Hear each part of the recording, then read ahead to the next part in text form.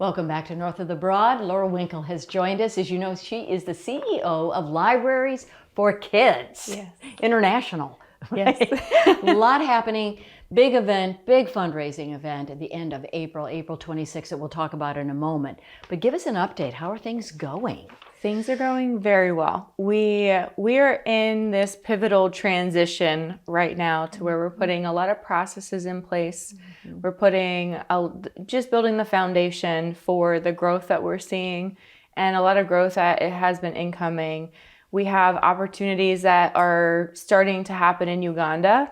When Roy goes to Africa in May, June, he's going to extend his trip to go to Uganda because some things opened up there. I had a meeting with someone in Botswana that could be a potential opportunity. So we're doing a lot of work to create and streamline what we're doing so we can duplicate it from country to country when we expand. So for the viewers that don't understand or know, what country are you in now? We're currently in Kenya. You're in Kenya. Yes. And right now we have 250,000 books on the ground, and they are being stamped and sorted, and they will be delivered over the next several months. And when they get delivered, we should be around somewhere in the 12,000 library range. And so the funding that you will be receiving from various sources, but particularly the fundraiser that will be April 26th, talk exactly where that money will be going. So we're privately funded. So this charity event is huge for us. Okay. It's what carries us from year to year. Okay. So we can start that process for grant writing and federal funding. And so what we raise at our charity event this year will fund. Our goal is to fund another 5 to 10 containers with that. And with the opportunities in Uganda, we may have an opportunity in the next 12 months to be able to send containers into that country, as long as we have everything set up and the foundation that we need for it to be successful. All right, which you're working on. Yes. And you said it's been a big learning curve, but it's been a lot of work, but good work. Yes, it's been a very steep learning curve, but it's been a lot of fun. And I say it all the time, in the Low Country, there's so many people that you can tap into that have the expertise and that are willing to sit down with you and teach you something, or even shorten that learning curve for you so you can go execute something. And it's a matter of saying hello to people. Mm-hmm. Yeah. Building those relationships. Absolutely. All right. So the event, let's talk about the details. It's on April 26th, which is a Saturday. Yes.